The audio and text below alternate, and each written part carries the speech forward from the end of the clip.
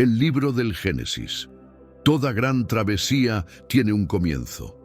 Todo destino extraordinario inicia con un primer paso. Toda historia de redención nace de una promesa original. Bienvenidos al libro de los comienzos. Génesis, el portal que nos invita a contemplar no solo el origen del universo, sino el nacimiento del propósito divino para la humanidad. En sus páginas antiguas, descubrimos no solo la creación de los cielos y la tierra, sino el inicio del diálogo eterno entre el Creador y su creación más preciosa. Génesis no es solo un registro de orígenes. Es el testimonio del Dios que se revela, que llama, que promete y que redime.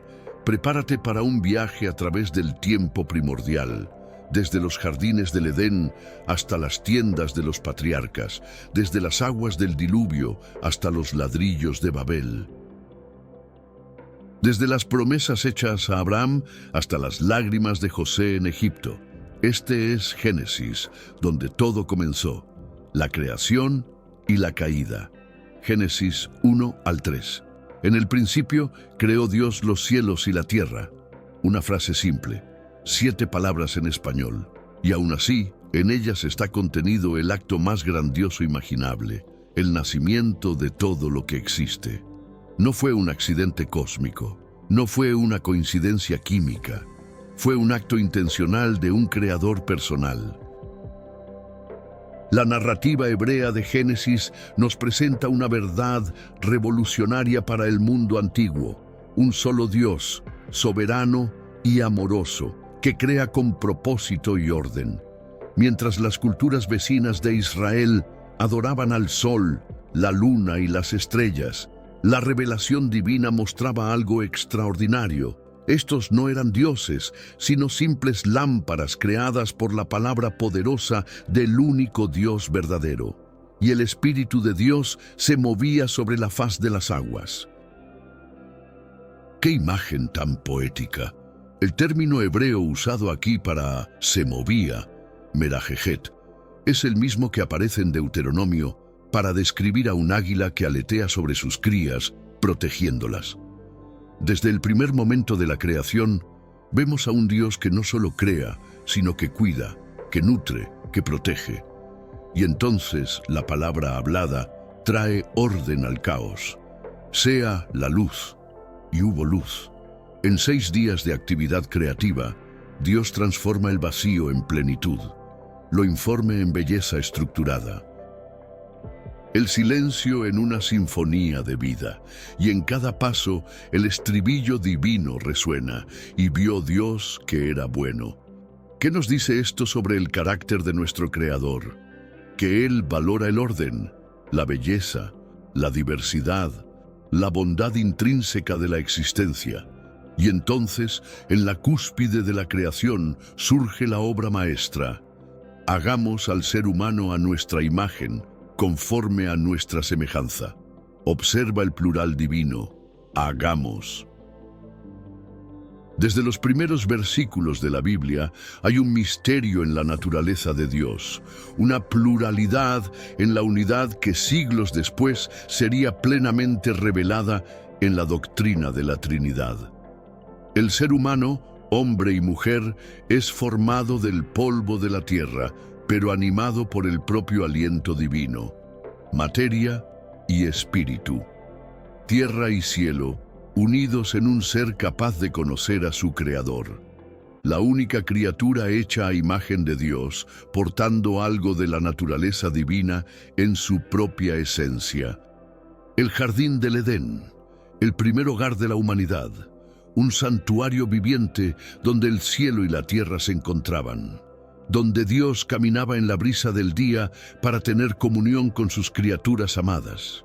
El término Edén, en hebreo, sugiere delicias, placer y abundancia. Era un microcosmos del mundo tal como debería ser, armonía entre Dios, los humanos y toda la creación. El trabajo humano no era una carga, sino una colaboración creativa con el mismo Dios. En el centro de este jardín, 2 árboles misteriosos, el árbol de la vida y el árbol del conocimiento del bien y del mal. El segundo venía con una sola restricción, el primer mandamiento. No comerás de él, porque el día que comas de él, ciertamente morirás. Y entonces el susurro de la serpiente, así que Dios dijo eso. La primera distorsión de la verdad. La primera insinuación de que Dios estaba ocultando algo bueno, de que sus restricciones eran mezquinas, de que su palabra no era confiable. Eva ve, desea, toma, come, le ofrece a Adán. Él también come. En un instante, todo cambia. Se abren los ojos no a una nueva sabiduría divina, sino a la vergüenza. La desnudez, antes natural, ahora los expone. La comunión inmediata con Dios se rompe. El miedo entra al mundo por primera vez. ¿Dónde estás? La primera pregunta de Dios en la Biblia. No porque Él no supiera, sino porque quería que Adán reconociera su nueva realidad. Escondido, separado, con miedo. La mujer que me diste, la serpiente me engañó. Las primeras transferencias de culpa en la historia humana. Las consecuencias son pronunciadas. La serpiente es maldita. El parto se vuelve doloroso. El trabajo se vuelve arduo. La armonía entre el hombre y la mujer es herida por el deseo de dominio. Y entonces, la separación física del jardín. Los querubines con espadas flamígeras custodian el camino hacia el árbol de la vida. El exilio comienza, pero incluso en la oscuridad del juicio, una luz brilla. En Génesis 3:15, Dios pronuncia lo que los teólogos llaman el protoevangelio, la primera promesa del evangelio. Pondré enemistad entre ti y la mujer, entre tu descendencia y su descendencia. Él te herirá en la cabeza y tú le herirás en el talón. En esta misteriosa promesa estaba contenida toda la historia futura de la redención. Un descendiente de la mujer, Cristo, un día aplastaría la cabeza de la serpiente, destruyendo el poder del mal, aunque él mismo sería herido en el proceso. La cruz ya proyectaba su sombra desde el jardín del Edén, y aún hay otra señal de gracia. Antes de expulsarlos del jardín, el Señor Dios hizo túnicas de pieles para Adán y su mujer y los vistió. El primer sacrificio, las primeras muertes. Animales inocentes que entregan sus vidas y sus pieles para cubrir la vergüenza humana. Un anuncio del sacrificio final que algún día cubriría no solo la vergüenza, sino el pecado de toda la humanidad. ¿Qué significa para nosotros hoy esta antigua historia de creación y caída? En un mundo que frecuentemente reduce a los seres humanos a simples accidentes biológicos, Génesis nos recuerda nuestra dignidad innata como portadores de la imagen de Dios. No importa tu apariencia, tus habilidades o tu estatus social, llevas algo divino en tu ser. Tu existencia no fue un accidente, sino un acto intencional de amor creativo. Esta verdad transformó la visión de la humanidad. Si cada persona porta la imagen divina, entonces cada vida tiene un valor incalculable. Los débiles, los marginados, los que aún no han nacido, los ancianos, todos reflejan, aunque imperfectamente, algo del mismo Dios. ¿Y qué decir de la caída? ¿No es esta una verdad que resuena en nuestra experiencia diaria? Sentimos dentro de nosotros mismos ese conflicto. Conocemos el bien que deberíamos hacer, pero frecuentemente elegimos otro camino.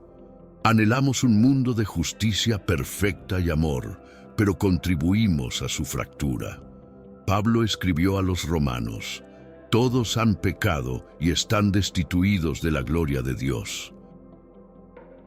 No es solo una afirmación teológica abstracta, es una descripción precisa de la condición humana que observamos en nosotros mismos y en el mundo que nos rodea. Pero la historia no termina con la caída. Desde el principio, Dios ya estaba obrando en su plan de restauración. ¿Cómo lidias con tus propias caídas, con tus fallas, con tus momentos perdidos del Edén? Recuerda, el mismo Dios que cubrió la desnudez de Adán y Eva sigue cubriendo nuestra vergüenza hoy. El mismo Dios que prometió un redentor en el jardín cumplió su promesa en la cruz. La historia que comenzó en Génesis encuentra su culminación en Jesús. Pregúntate, ¿dónde estoy intentando esconderme de Dios hoy? ¿Qué hojas de higuera, qué coberturas inadecuadas estoy usando para enmascarar mi verdadera condición? Y estoy dispuesto a cambiar esas coberturas frágiles por las vestiduras de justicia que solo Él puede proveer. El relato de la creación en Génesis contiene riquezas que a menudo pasan desapercibidas para el lector casual. Por ejemplo, ¿sabías que el patrón de 7 días descrito en Génesis 1 sirvió como base para la semana de 7 días que usamos hasta hoy? Este patrón era único entre las culturas antiguas. Mientras otros pueblos basaban sus calendarios exclusivamente en ciclos lunares o solares, Israel incorporó este ciclo de 7 días que no tiene base astronómica, sino teológica, reflejando el mismo ritmo del Creador. Otro detalle fascinante, el término hebreo usado para creó en el primer versículo, bará, se usa exclusivamente en la Biblia para la actividad creativa de Dios. Nunca se emplea para describir actividad humana. Sugiere creación a partir de la nada, ex nihilo, algo que solo Dios puede hacer. La arqueología moderna ha confirmado que varias culturas del antiguo Oriente Próximo tenían sus propias narrativas de creación y diluvio. El Enuma Elish babilónico y la epopeya de Gilgamesh son los ejemplos más conocidos. Sin embargo, las diferencias son reveladoras. Mientras estas historias retratan a dioses caprichosos creando humanos para que sean sus esclavos, Génesis presenta a un Dios amoroso creando humanos a su imagen para compartir su gobierno sobre la creación. Teológicamente, es significativo que la Biblia comience con la creación, no con la redención. Esto establece una verdad fundamental. Antes de ser pecadores, necesitados de salvación, somos criaturas de Dios, hechos para tener relación con Él. Nuestra identidad más fundamental no es nuestro pecado, sino nuestra creación a imagen divina. Los padres de la Iglesia frecuentemente notaban la conexión entre el árbol del Edén y la cruz del Calvario. Ireneo de León escribió: «Lo que perdimos en Adán, la imagen y semejanza de Dios, lo recuperamos en Cristo». La madera que trajo muerte a través del fruto prohibido encuentra su contraparte en la madera que da vida a través del sacrificio supremo. De Caín a Babel, Génesis 4 al 11. El exilio del jardín fue solo el comienzo de la separación entre la humanidad y su Creador. La semilla del pecado plantada en el Edén rápidamente floreció en violencia abierta. Caín y Abel, los primeros hijos de Adán y Eva, uno cultivador del suelo, el otro pastor de ovejas. Ambos traen ofrendas a Dios, un reconocimiento de que, incluso fuera del jardín, la humanidad aún buscaba conexión con lo divino. Y el Señor miró con agrado a Abel y su ofrenda, pero no miró con agrado a Caín ni a su ofrenda. La Biblia no explica completamente el motivo de la aceptación de una ofrenda y el rechazo de la otra. Hebreos 11:4 sugiere que la diferencia estaba en la fe.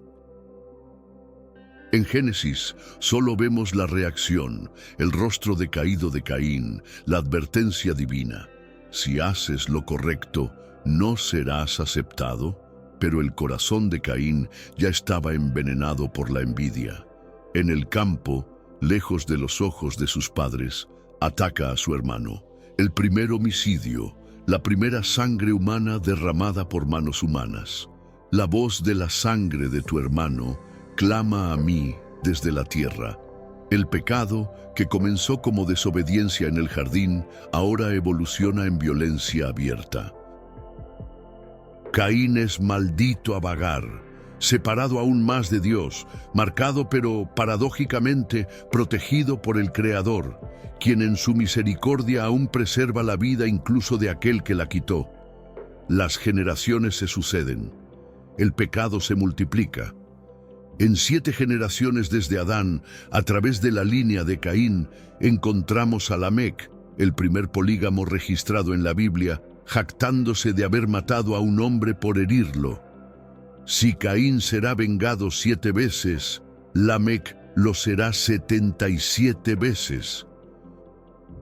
La violencia se institucionaliza, el orgullo humano crece, la separación de Dios se profundiza.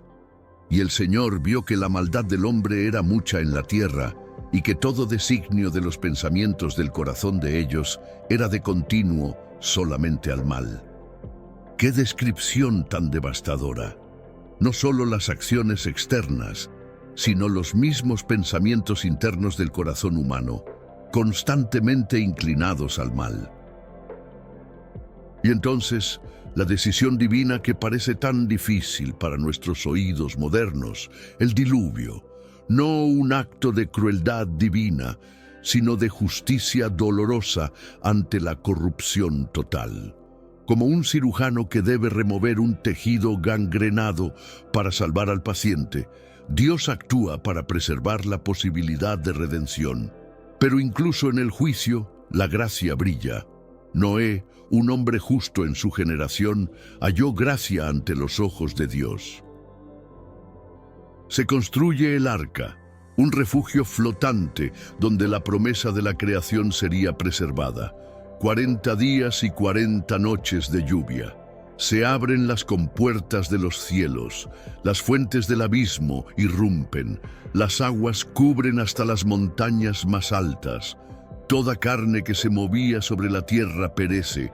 Durante un año completo, Noé y su familia flotan sobre las aguas del juicio, cargando las semillas de un nuevo comienzo. El arca, una especie de nuevo Edén móvil, preservando la vida en medio de la muerte. Y entonces, finalmente, el nuevo inicio, el cuervo que no regresa. La paloma que vuelve con la hoja de olivo, la primera señal de nueva vida. Las aguas descienden, el arca se posa, la familia y los animales emergen a un mundo lavado, purificado. El primer acto de Noé, construir un altar, ofrecer sacrificio, buscar el rostro de Dios. Y la respuesta divina, una promesa solemne, marcada por el arco iris en el cielo. No volveré a destruir a los seres vivientes como lo hice. Un nuevo comienzo, una segunda oportunidad para la humanidad. Las mismas bendiciones originales, repetidas.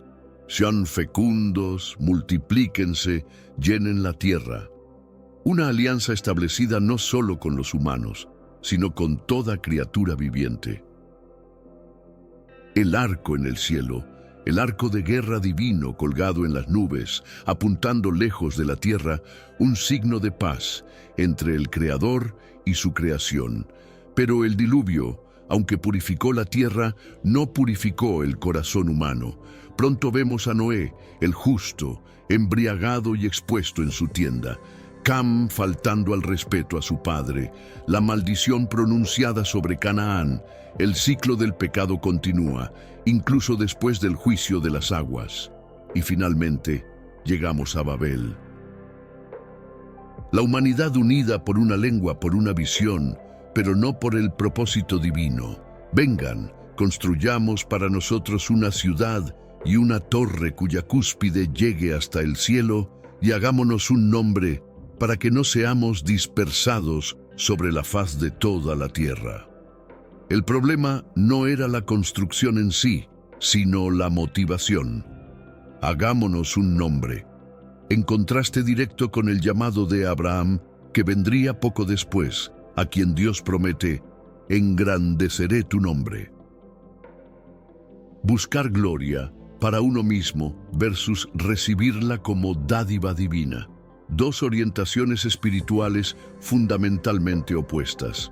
La intervención divina en Babel no fue principalmente un castigo, sino un acto de misericordia.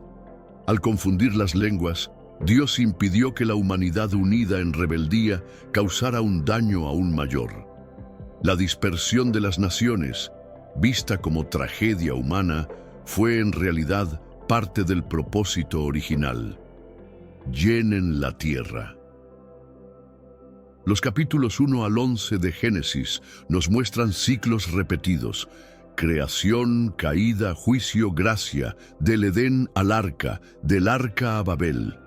La narrativa se mueve de toda la creación a toda la humanidad, y ahora se estrechará para enfocarse en una familia específica a través de la cual Dios iniciará su plan de redención global. Las historias de Caín y Abel, del diluvio y de la Torre de Babel, no son meros relatos de un pasado distante. Son espejos donde vemos reflejadas las mismas tendencias humanas que persisten hasta hoy. La envidia que consumió a Caín aún envenena relaciones. ¿Cómo reaccionamos cuando otros son favorecidos o reconocidos en lugar de nosotros?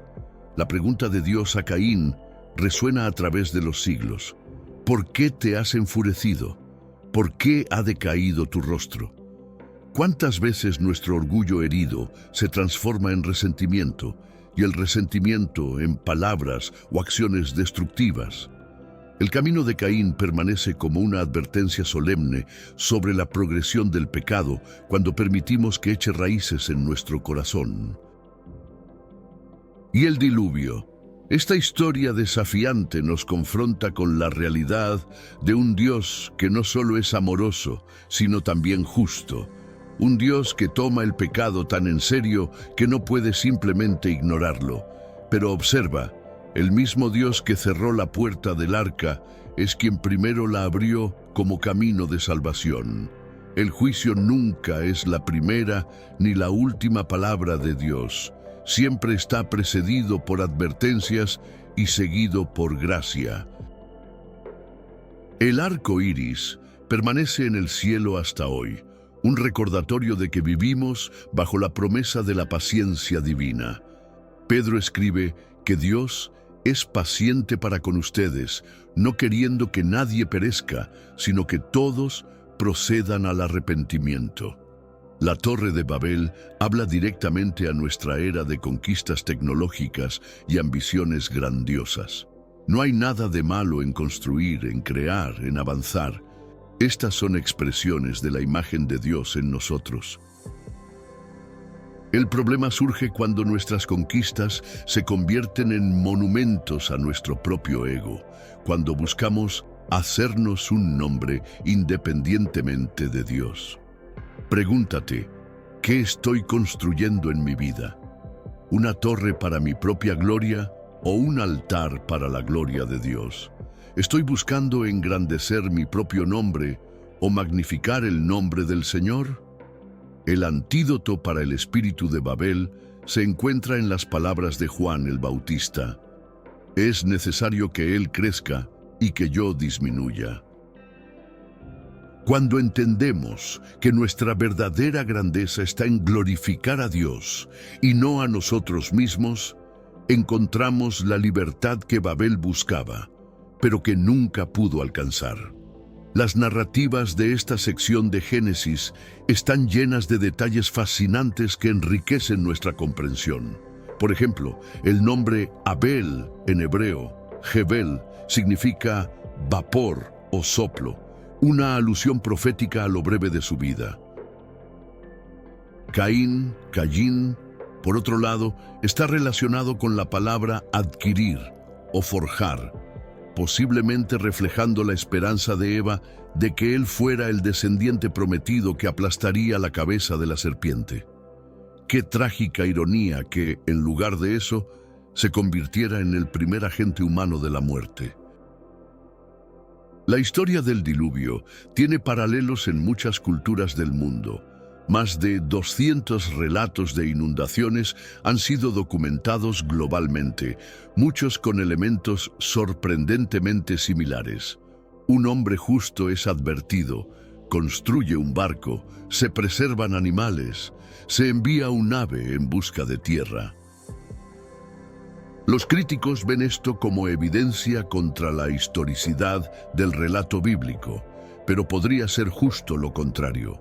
Estas memorias culturales diversas podrían apuntar a un evento catastrófico real que dejó una marca indeleble en la memoria colectiva de la humanidad. Las dimensiones del arca proporcionadas en Génesis, 300 codos de largo, 50 de ancho y 30 de alto, resultan en una proporción de 30:3.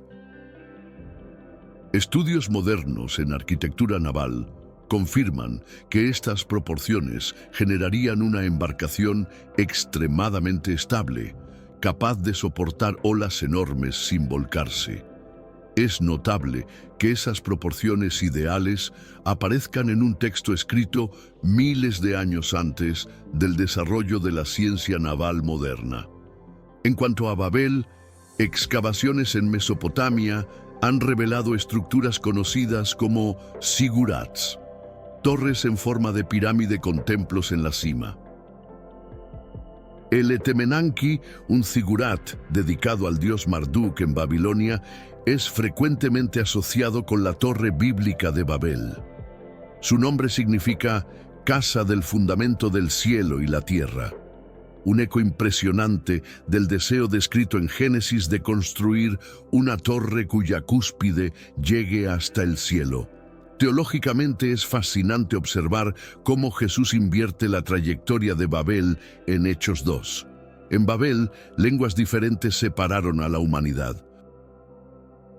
En Pentecostés, el Espíritu Santo permitió que personas de distintas lenguas entendieran un mismo mensaje: el inicio de la reunificación de la familia humana bajo el señorío de Cristo. Los patriarcas, Abraham e Isaac, Génesis 12 al 26.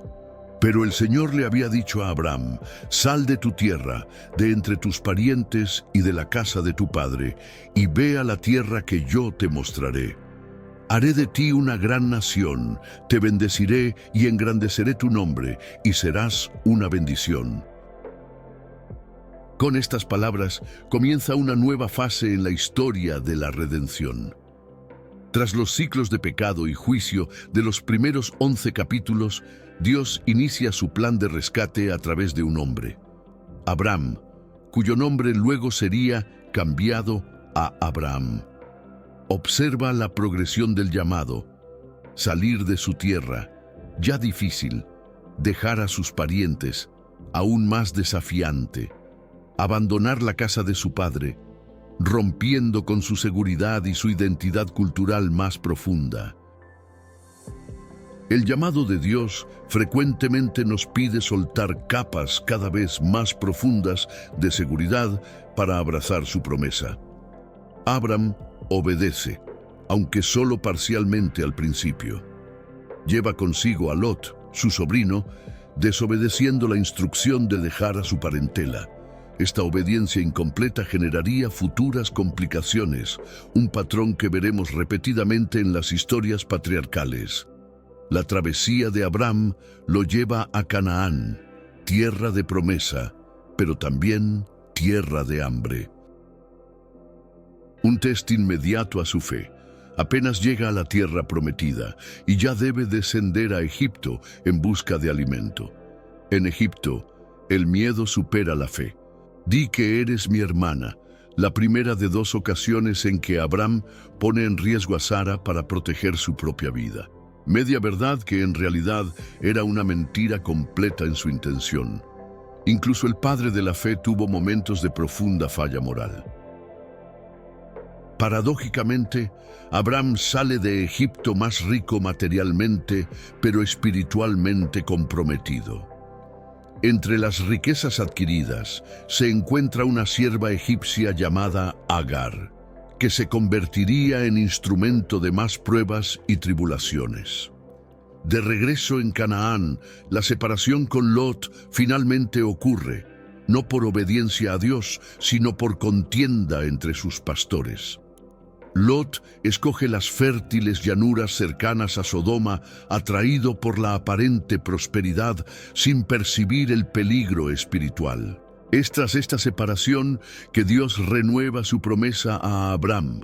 Alza tus ojos y mira desde el lugar donde estás, hacia el norte, el sur, el oriente y el occidente, porque toda la tierra que ves, te la daré a ti y a tu descendencia para siempre. Haré tu descendencia como el polvo de la tierra. La vida de Abraham no fue de aislamiento contemplativo, sino de participación activa en el mundo que lo rodeaba. Cuando reyes del Oriente capturan a Lot en la primera guerra registrada en la Biblia, Abraham se convierte en guerrero, reuniendo a 318 hombres entrenados para un rescate audaz.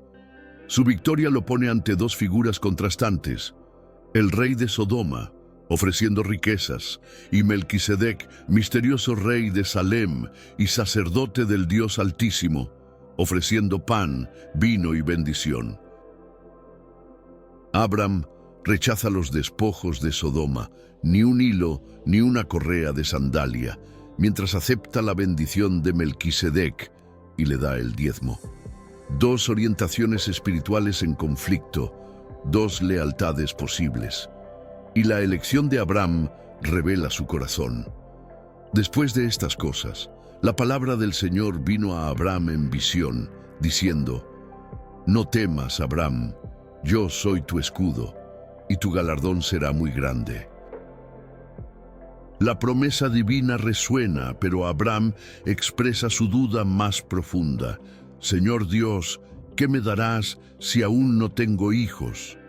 ¿Cómo puede ser padre de una gran nación quien no tiene siquiera un heredero?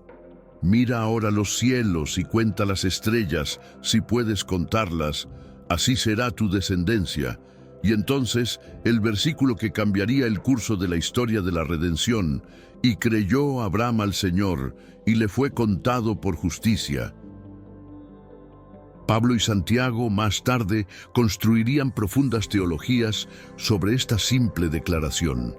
La justificación por la fe, el principio fundamental de la salvación, ya estaba presente en la historia de Abraham. No por obras, no por circuncisión, no por observancia ritual, sino por confiar en la promesa de Dios. Dios sella esta promesa con una ceremonia de alianza extraordinaria. Animales cortados a la mitad, con un camino entre las partes.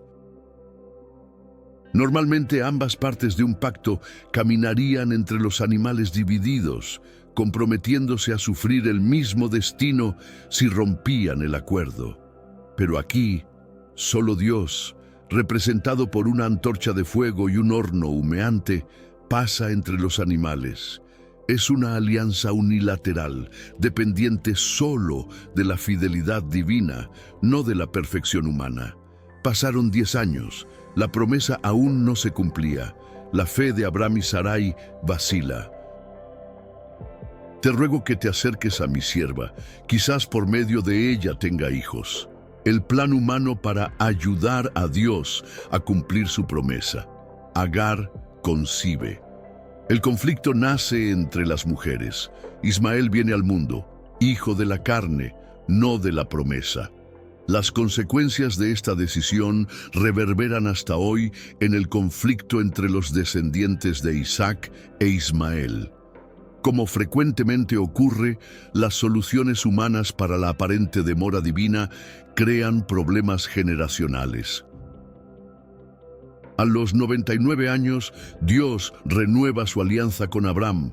Nuevos nombres son dados. Abraham se convierte en Abraham, padre de multitudes. Sarai se convierte en Sara, princesa. La circuncisión es instituida como señal física de la alianza espiritual. El tiempo divino está a punto de cumplirse. 3 visitantes misteriosos aparecen a la puerta de la tienda de Abraham. Se ofrece hospitalidad, se prepara una comida. Y entonces La promesa es renovada con un plazo específico. Por este tiempo, dentro de un año, Sara tendrá un hijo. Sara se ríe.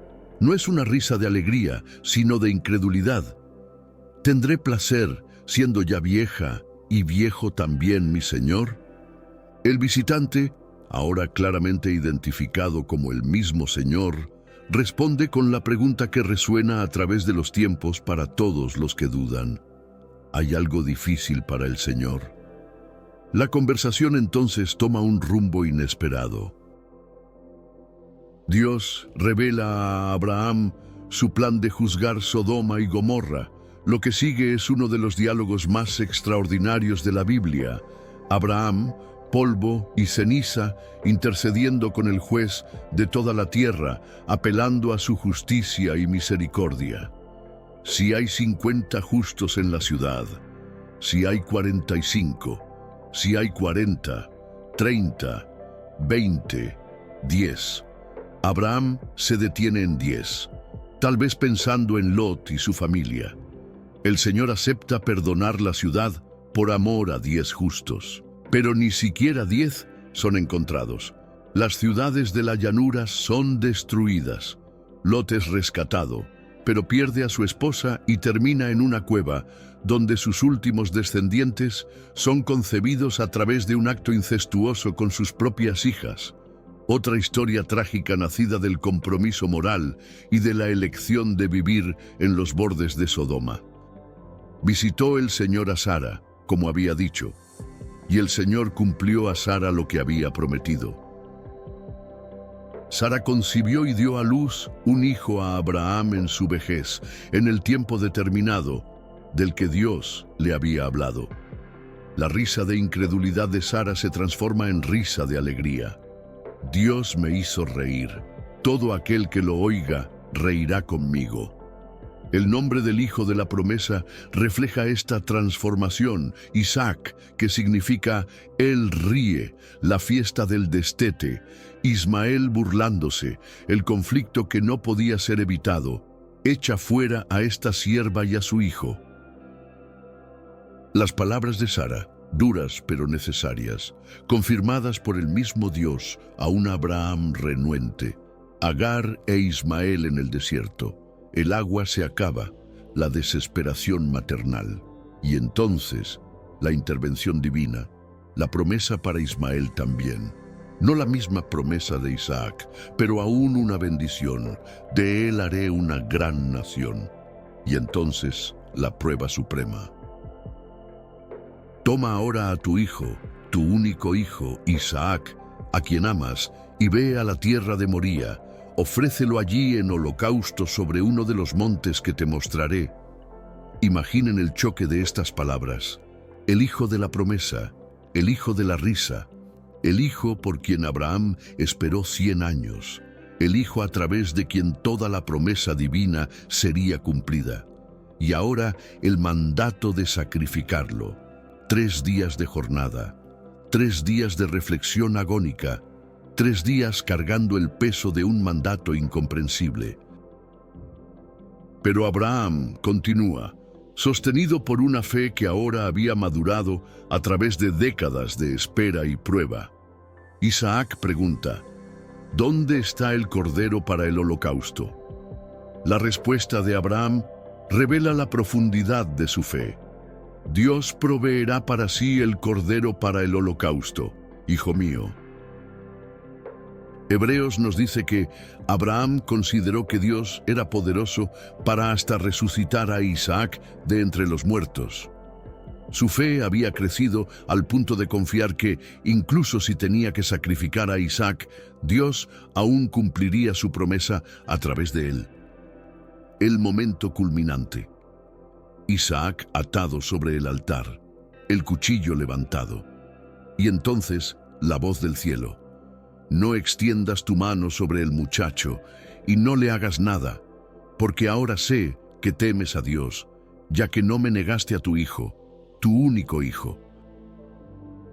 Un carnero atrapado por los cuernos en los arbustos, el sustituto provisto, Isaac perdonado, y un nuevo nombre para Dios es revelado: Jehová Jireh, el Señor proveerá. Este monte Moría, según la tradición judía, sería el mismo lugar donde siglos después el templo de Salomón sería construido.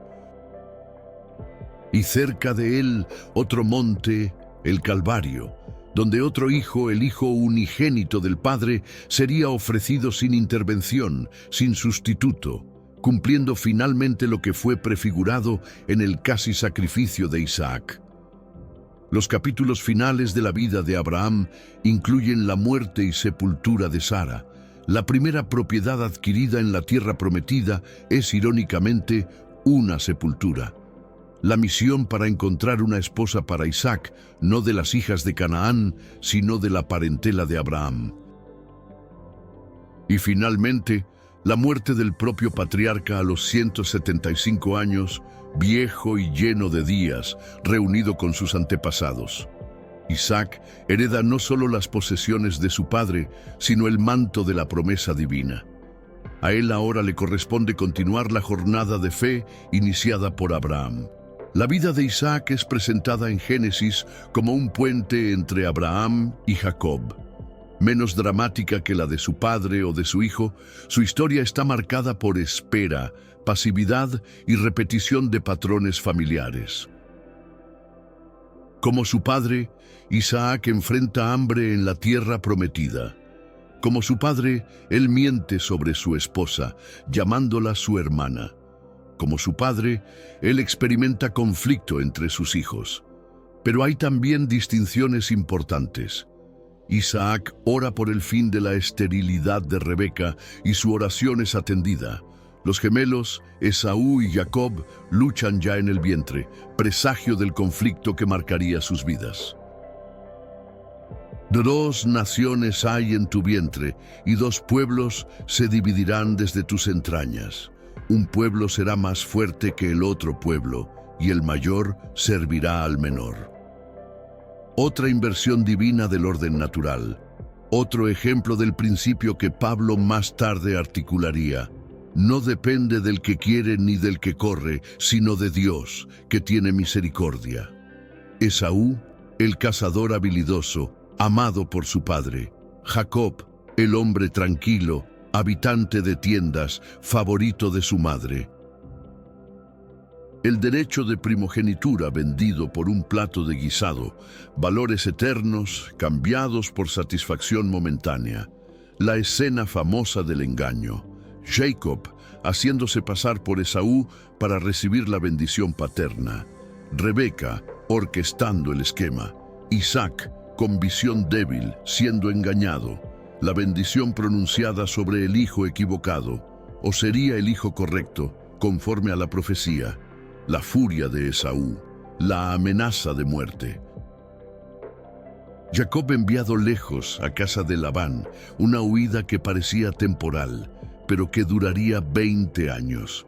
Así termina el ciclo de Isaac en Génesis, con su hijo favorito desheredado y su hijo menos favorecido huyendo para salvar la vida.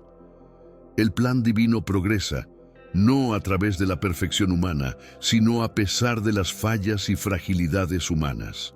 Las historias de Abraham e Isaac son como un espejo para nuestra propia jornada de fe. En Abraham vemos el llamado divino y la respuesta humana en todas sus complejidades. El llamado de Dios frecuentemente nos pide dejar algo atrás: comodidad, seguridad, identidad familiar, planes personales. Como Abraham, somos invitados a caminar no por vista, sino por fe, hacia una tierra que Dios nos mostrará. Observa cómo la fe de Abraham no era perfecta desde el inicio, sino que creció a través de pruebas y tropiezos. Él mintió sobre Sara en Egipto. Intentó ayudar a Dios a través de Agar. Dudó de la posibilidad de tener un hijo en la vejez. Su fe era real, pero también era una fe en progreso, así como la nuestra. La fe no es ausencia de dudas, sino confianza en Dios a pesar de ellas. No es perfección moral instantánea, sino una jornada de crecimiento en obediencia.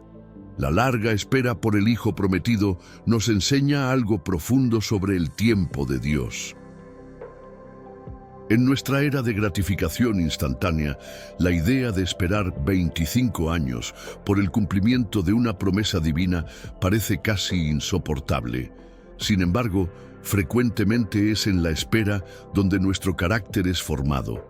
Es en la espera donde aprendemos a confiar no en nuestras soluciones, sino en las promesas de Dios. Es en la espera donde nuestra fe es purificada de agendas egoístas. ¿Y qué decir del test supremo? La petición para sacrificar a Isaac no es apenas una historia de otro tiempo, sino una invitación para examinarnos nuestros propios Isaacs, aquellos dones, relaciones o sueños que Dios nos dio, pero que pueden volverse ídolos cuando los amamos más que al dador. La pregunta fundamental es, ¿confiamos en el dador más que en el don? ¿Estamos dispuestos a entregar incluso lo que más amamos, si Dios lo pide? No porque Dios quiera privarnos de la alegría, sino porque Él quiere ser nuestra alegría suprema. El carnero preso por los cuernos en los arbustos prefigura la verdad central del Evangelio, que Dios provee el sustituto. Como Isaac fue perdonado por el carnero, nosotros somos perdonados a través del Cordero de Dios que quita el pecado del mundo. En cuanto a Isaac y el conflicto entre sus hijos, vemos cómo patrones familiares, tanto positivos como negativos, tienden a repetirse a través de las generaciones. El favoritismo parental que Isaac practicó con Esaú fue el mismo que más tarde Jacob practicaría con José, generando ciclos de dolor y conflicto. Pregúntate, ¿qué patrones estoy repitiendo de mi propia historia familiar? ¿Qué herencias espirituales estoy pasando para la próxima generación? ¿Cómo puedo, por la gracia de Dios, romper ciclos negativos y fortalecer legados positivos? Finalmente, recuerda, incluso cuando los patriarcas fallaron, y ellos fallaron frecuentemente, Dios permaneció fiel. Este es el hilo de oro que recorre todas estas historias. No la fidelidad humana, sino la fidelidad divina. No el compromiso vacilante del hombre, sino la alianza inquebrantable de Dios. La historia de Abraham está repleta de detalles fascinantes que enriquecen nuestra comprensión. Por ejemplo, los arqueólogos descubrieron que la práctica de una esposa estéril ofreciendo su sierva para generar hijos, como Sara hizo con Agar, está documentada en contratos de matrimonio de la antigua Mesopotamia, particularmente en las tablillas de Nuzi, datadas del segundo milenio antes de Cristo. Estos contratos también especificaban que la esposa mantenía autoridad sobre cualquier hijo nacido de este arreglo, exactamente como vemos en la relación entre Sara y Agar. El nombre original de Abraham, Abram, significa padre exaltado, mientras que su nuevo nombre, Abraham, significa padre de multitudes. De la misma forma, Sarai puede ser traducido como mi princesa, quizás indicando su estatus en la familia de su padre, mientras que Sara significa simplemente princesa.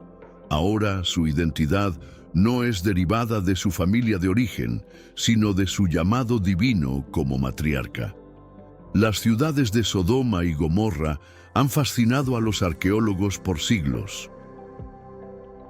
Aunque su ubicación exacta permanece debatida, excavaciones en la región sudeste del Mar Muerto revelaron evidencias de asentamientos urbanos que fueron destruidos abruptamente alrededor del 1700 a.C., con señales de una intensa conflagración.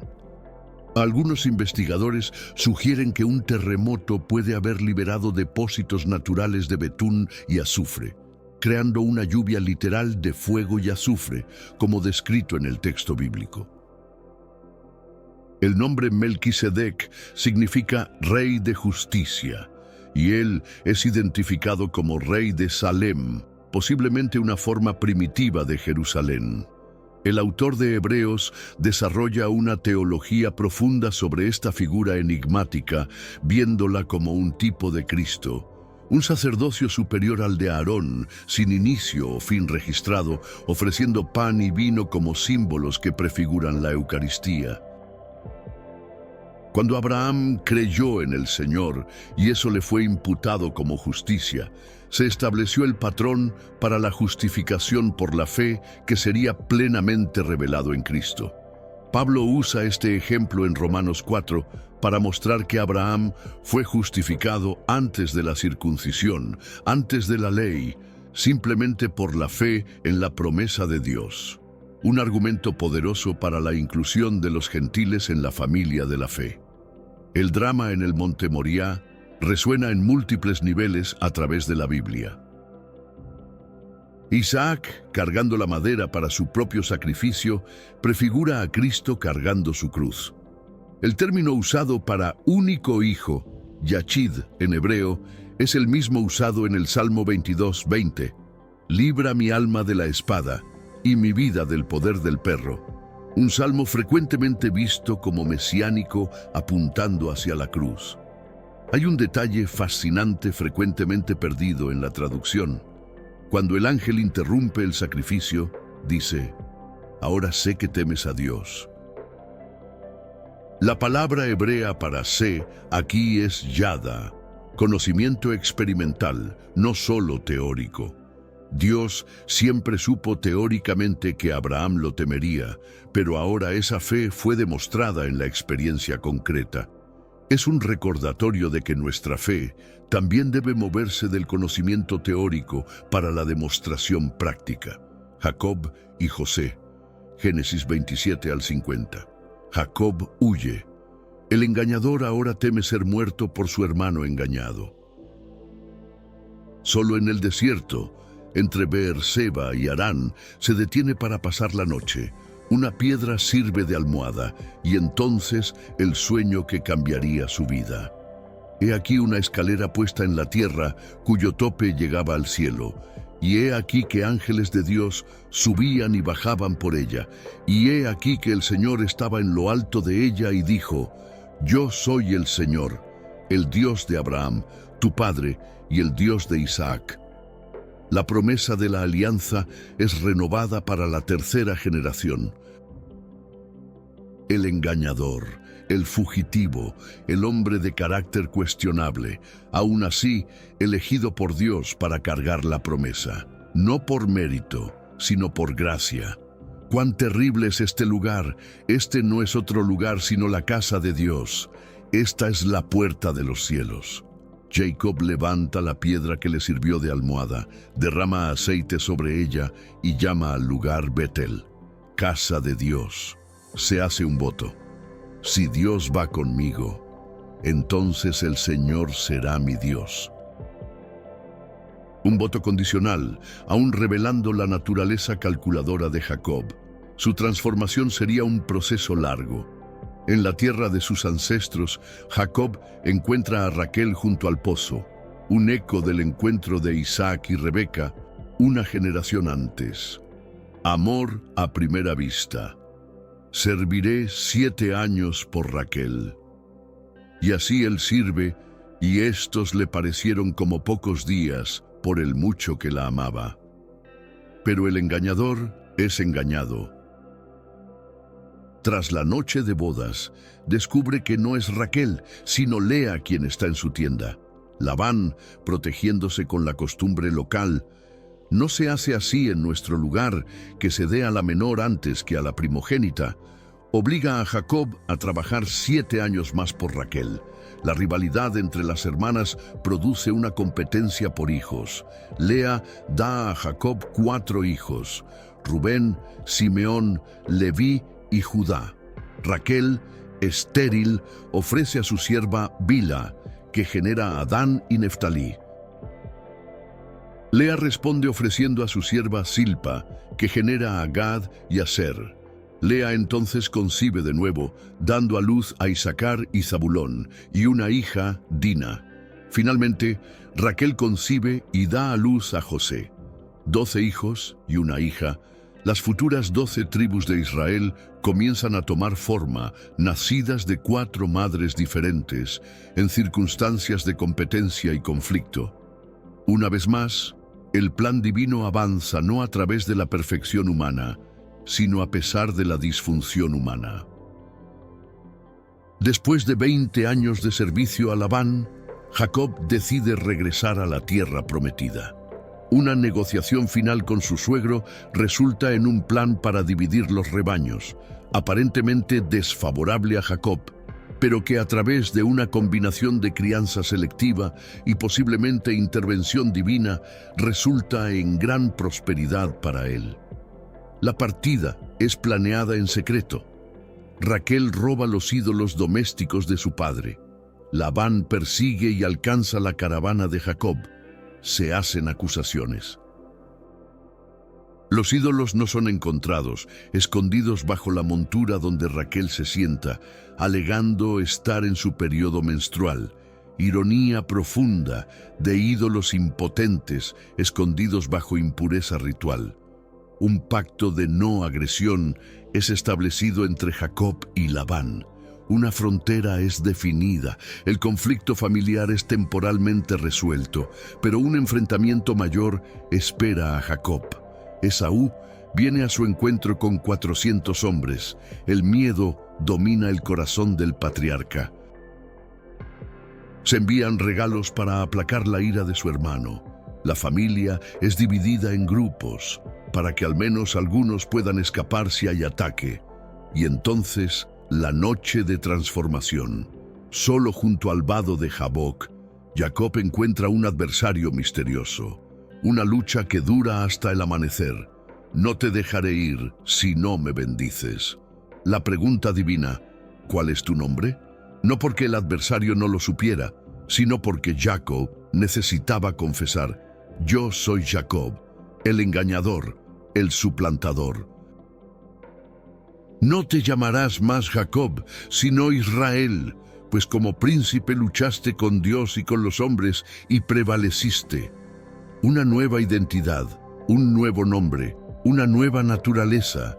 El engañador se convierte en el príncipe de Dios, pero la lucha deja marcas. Jacob cojea tras el encuentro con Dios. Las bendiciones más profundas frecuentemente vienen a través de nuestras heridas más dolorosas. Nuestra fuerza es frecuentemente nacida de nuestra debilidad reconocida. El temido encuentro con Esaú se transforma en reconciliación. Abrazos, lágrimas, perdón. Los hermanos separados ahora reunidos. No se explica qué cambió el corazón de Esaú. Tal vez 20 años de madurez, tal vez los regalos enviados por Jacob, tal vez intervención divina directa. Pero el resultado es gracia inesperada en lugar de venganza temida. Jacob se establece cerca de Siquem, comprando tierra, construyendo altar. Una pausa en la jornada del patriarca.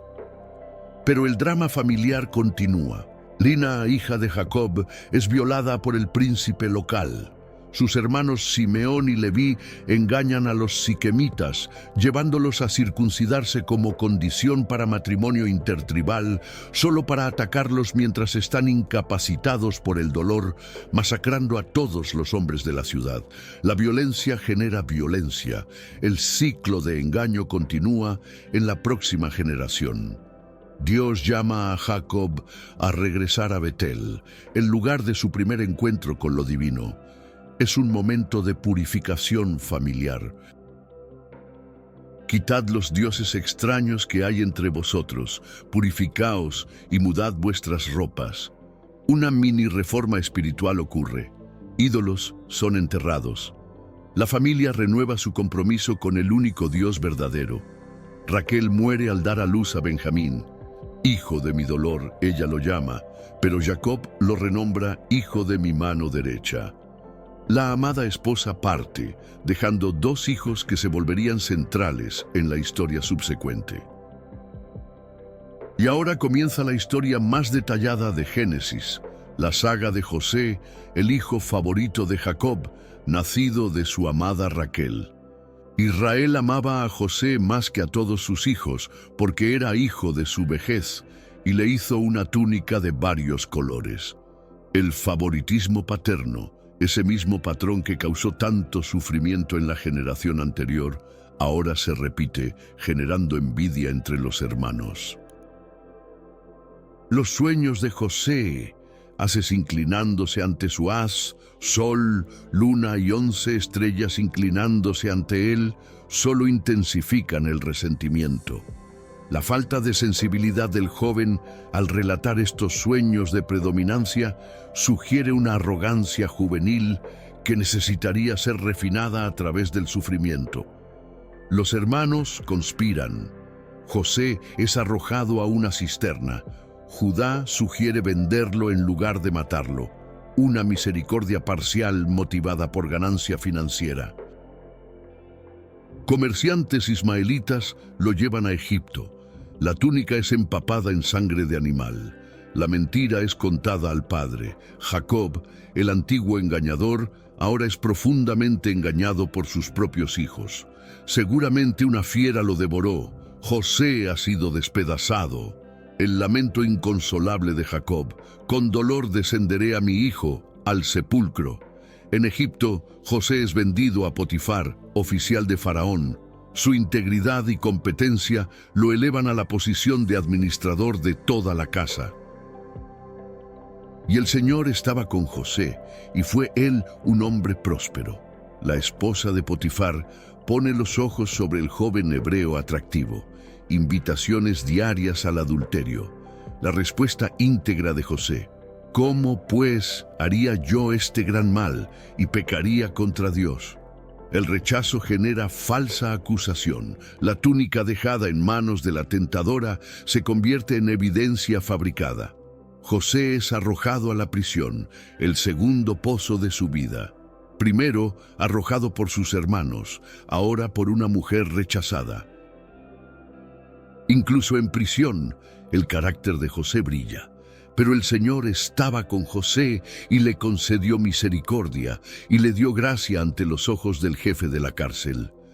Nuevamente se convierte en administrador, ahora de los asuntos de la prisión. El copero y el panadero de Faraón, también prisioneros, tienen sueños. José los interpreta correctamente. El copero sería restaurado, el panadero ejecutado. Acuérdate de mí cuando te vaya bien, pide José. Pero el copero, restaurado, olvida al intérprete hebreo por 2 largos años. Faraón tiene sueños inquietantes: 7 vacas gordas devoradas por 7 vacas flacas, 7 espigas llenas consumidas por 7 espigas secas. Nadie en la corte puede interpretarlos. Finalmente, el copero se acuerda. Conozco a un joven hebreo en la prisión. José es sacado de la prisión, afeitado, vestido con ropas limpias, presentado ante el monarca más poderoso de la tierra. He oído decir que puedes interpretar sueños. La respuesta de José revela su crecimiento en humildad. No está en mí. Dios dará a Faraón una respuesta de paz. Los sueños son interpretados. 7 años de gran abundancia seguidos por 7 años de hambre severa. José no solo interpreta, sino que ofrece un plan de acción: almacenar una quinta parte de la producción durante los años de abundancia como reserva para los años de escasez. ¿Acaso hallaremos un hombre como este en quien esté el Espíritu de Dios? Faraón reconoce la sabiduría divina en José y lo promueve instantáneamente de prisionero a primer ministro. Solo en el trono seré yo mayor que tú. Se le da un nuevo nombre egipcio: Safenat Panea. Una esposa egipcia, Asenat, hija de un sacerdote. Nacen 2 hijos, Manasés. Dios me hizo olvidar todo mi trabajo y toda la casa de mi padre. Y Efraín, Dios me hizo fructificar en la tierra de mi aflicción. José implementa su plan. Por 7 años el excedente de grano es almacenado. Y José recogió trigo como la arena del mar, en gran cantidad, hasta que dejó de contar, porque no había número. Y entonces viene el hambre, no solo en Egipto, sino en toda la región. Y había hambre en todas las tierras, pero en toda la tierra de Egipto había pan. El mundo viene a Egipto en busca de alimento.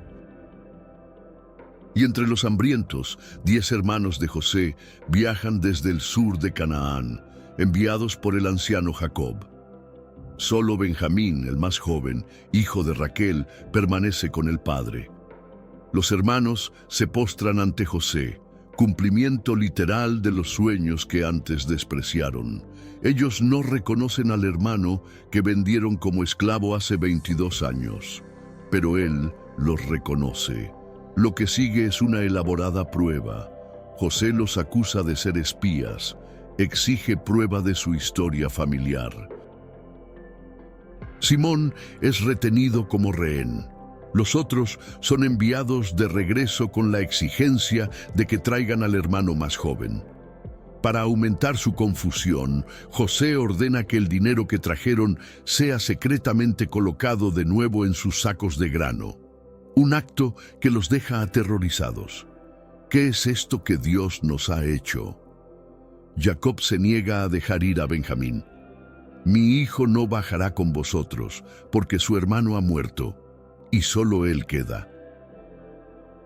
Si le acontece algún desastre en el camino, haréis descender mis canas con dolor al sepulcro. Pero el hambre persiste. Finalmente, Judá se ofrece como garantía por la seguridad de Benjamín. Yo seré fiador por él. De mi mano lo requerirás. Jacob cede. Los hermanos regresan a Egipto con Benjamín.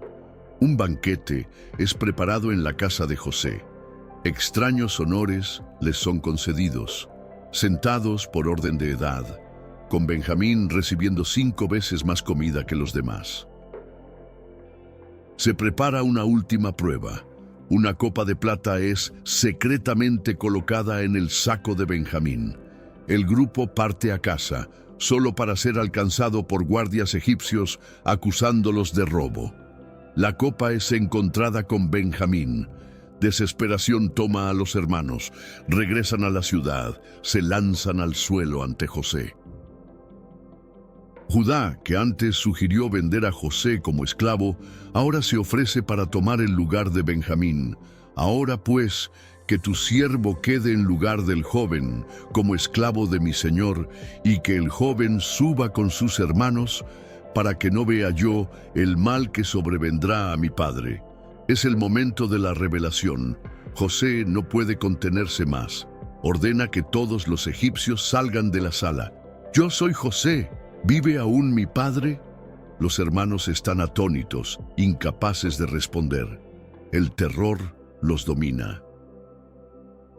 El hermano que vendieron como esclavo ahora tiene poder de vida y muerte sobre ellos.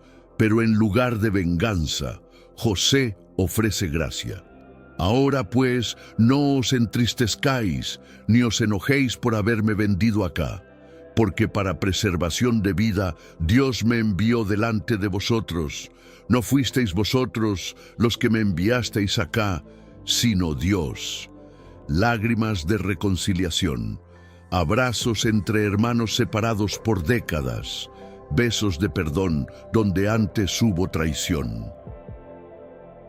José envía a sus hermanos de regreso con carros, provisiones y una invitación para traer a Jacob y toda la familia a Egipto, donde serán sustentados durante los 5 años restantes de hambre.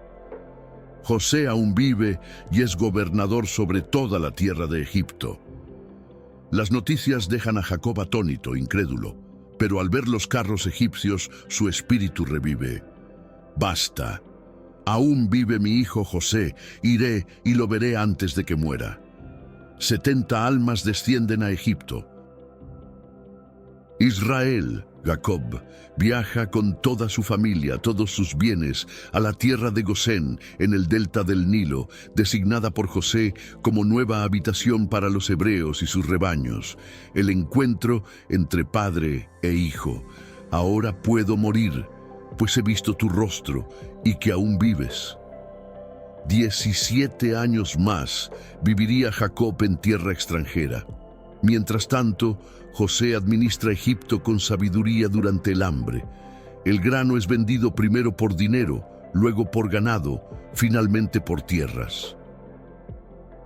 Al final, la tierra vino a ser de Faraón, con excepción de las tierras de los sacerdotes. Un sistema de tributaciones establecido, 1/5 de toda producción para Faraón, 4/5 para los productores. José establece las bases económicas de Egipto que durarían siglos. Jacob, sintiendo aproximarse su fin, pide para ser sepultado no en Egipto, sino en la cueva de Macpela, en Canaán, donde estaban sepultados Abraham, Isaac, Sara, Rebeca y Lea. Antes de morir, bendice a los hijos de José, mas una vez ocurre una inversión. Efraín, el más nuevo, recibe la mano derecha, la bendición mayor.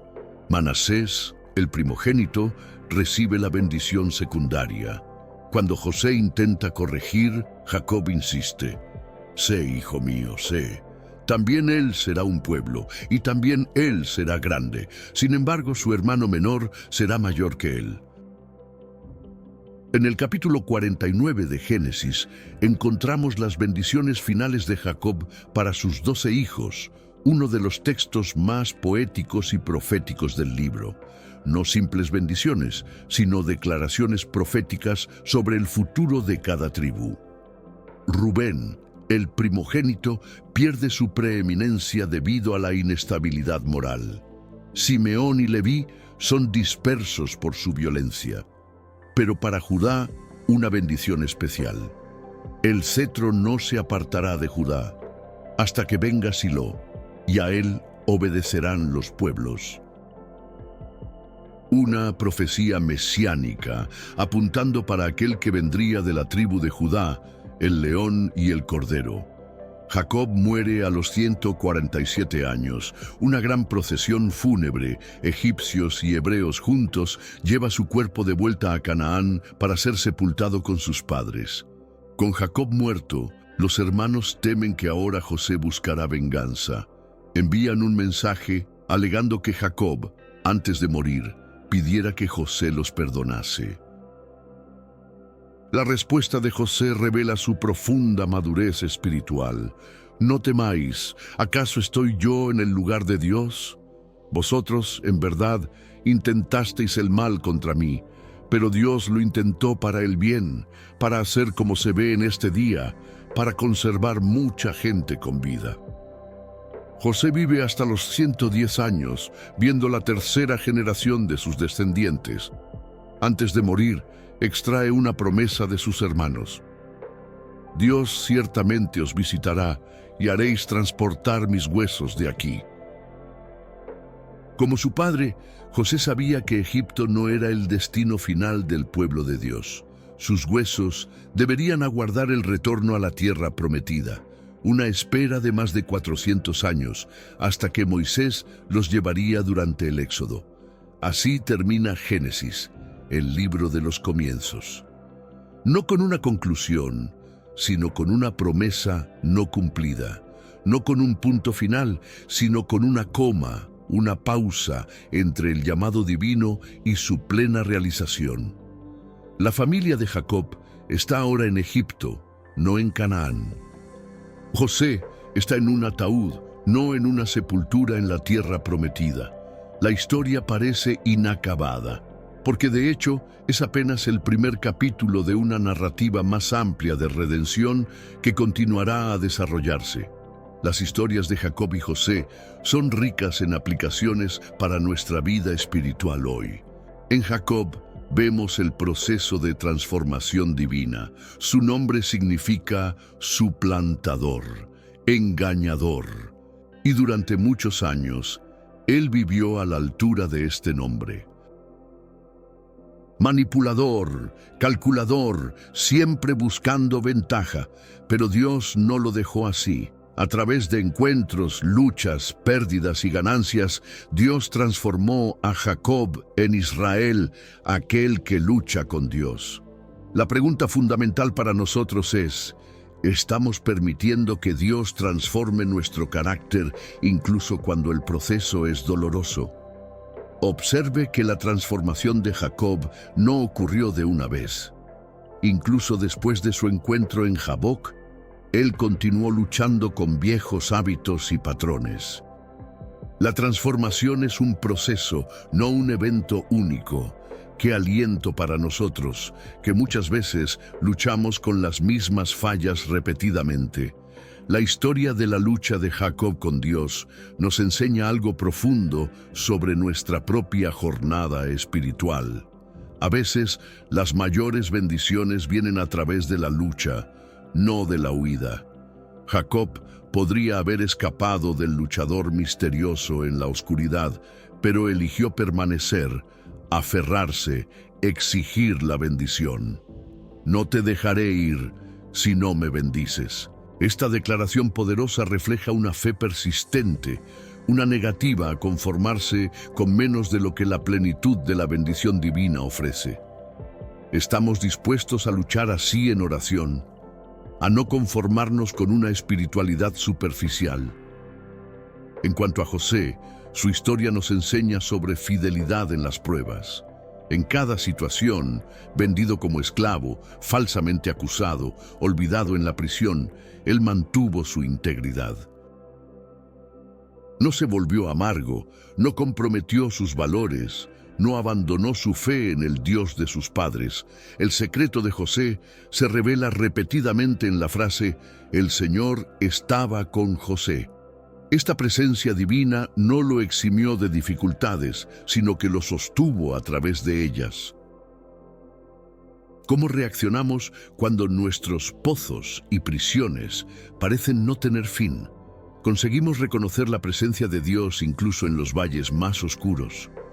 Una de las declaraciones más profundas de toda la Biblia viene de los labios de José. Vosotros intentasteis el mal contra mí, pero Dios lo intentó para el bien. Esta capacidad de ver la mano de Dios, incluso en las circunstancias más dolorosas, es el ápice de la madurez espiritual.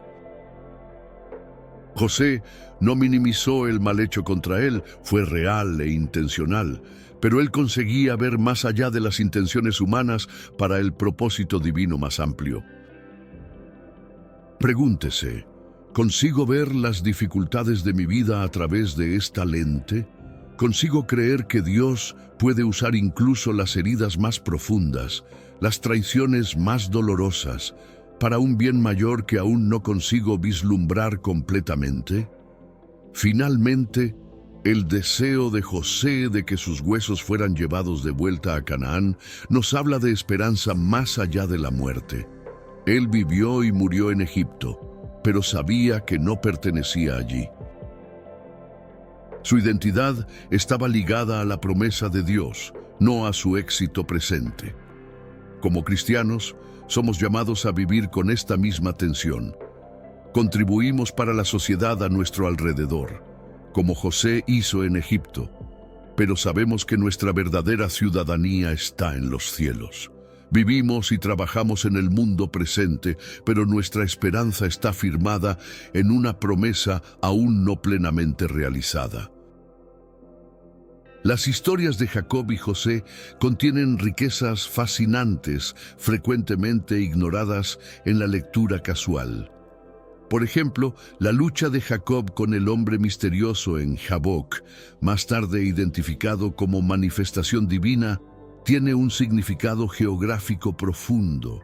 El nombre Jaboc viene de una raíz hebrea que significa vaciar o derramar, el río que necesitaba ser atravesado antes de que Jacob pudiera retornar a la tierra prometida. Espiritualmente, él necesitaba ser vaciado de su confianza en sus propios esquemas antes de poder entrar en su herencia. El nuevo nombre dado a Jacob, Israel, ha sido tradicionalmente traducido como aquel que lucha con Dios. Sin embargo, análisis lingüísticos modernos sugieren que también puede significar que Dios prevalezca o Dios gobierna, reflejando no tanto la fuerza de Jacob, sino su rendición final a la soberanía divina.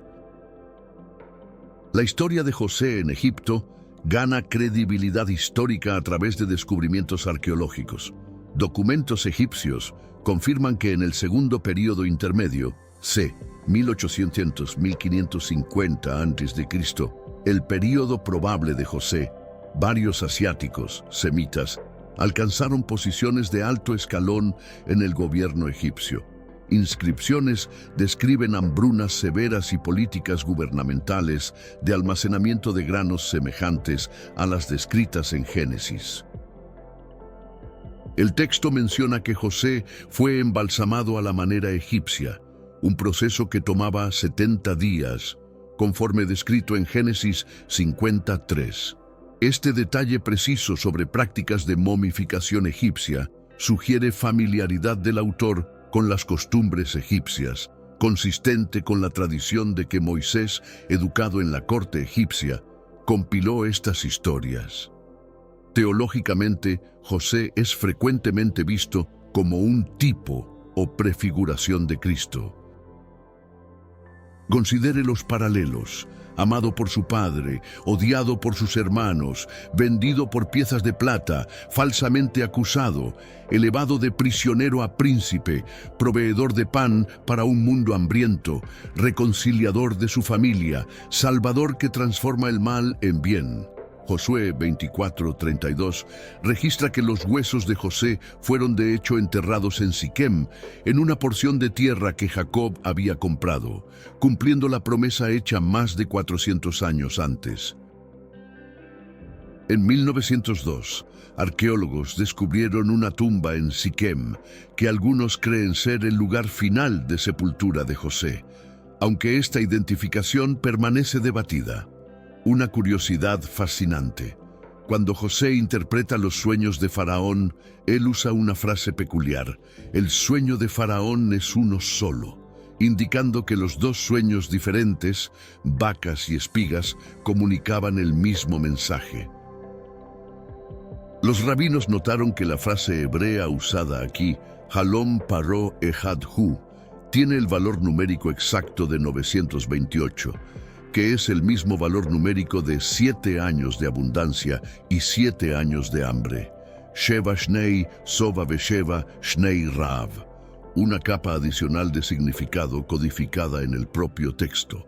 Llegamos al fin de nuestra jornada a través de Génesis, el libro de los comienzos, de cielos y tierra siendo formados a la familia de Israel siendo formada, de la creación a la caída. De la caída a la promesa, de la promesa al cumplimiento parcial, apuntando hacia un cumplimiento mayor aún por venir. Génesis establece los temas fundamentales que resonarán a través de toda la narrativa bíblica: creación, caída, redención, alianza. Presenta los problemas centrales de la condición humana: separación de Dios, conflicto entre hermanos, búsqueda de identidad y propósito, y comienza a revelar el plan divino para restaurar lo que fue quebrado. En Génesis vemos el carácter de Dios revelado: creativo, relacional, justo, misericordioso, fiel a sus promesas incluso cuando los humanos son infieles a las suyas. Vemos el patrón divino de trabajar no a través de personas perfectas, sino a través de personas dispuestas, a pesar de sus fallas, a responder al llamado. Génesis termina no con un final feliz, sino con una promesa incompleta. El pueblo escogido está en Egipto, no en Canaán. La bendición prometida a todas las naciones a través de la descendencia de Abraham aún no ha sido realizada. Los huesos de José aguardan el retorno a la tierra prometida. Pero las semillas fueron plantadas, las promesas fueron hechas, La alianza fue establecida, el camino fue preparado para lo que vendría a seguir, el éxodo, la ley, los profetas y finalmente aquel que sería la semilla definitiva de Abraham, el león de Judá, el verdadero Israel, el cumplimiento de todas las promesas de Dios. Génesis nos deja no con respuestas completas, sino con una convicción inquebrantable. El Dios que comenzó esta historia es fiel para completarla. El Dios que llamó es fiel para cumplir. El Dios que prometió es fiel para realizar.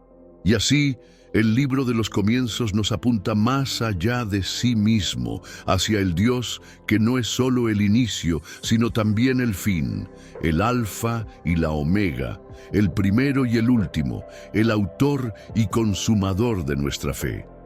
En el principio creó Dios los cielos y la tierra. Y al final, un nuevo cielo y una nueva tierra, donde la promesa del Edén será plenamente restaurada, donde la semilla de la mujer habrá aplastado definitivamente la cabeza de la serpiente, donde todas las naciones serán bendecidas a través de la semilla de Abraham, donde Dios habitará nuevamente con su pueblo y no habrá más maldición. Esta es la gran historia que comienza en Génesis y en la cual somos invitados a encontrar nuestro propio lugar, nuestro propio comienzo, nuestra propia jornada de fe.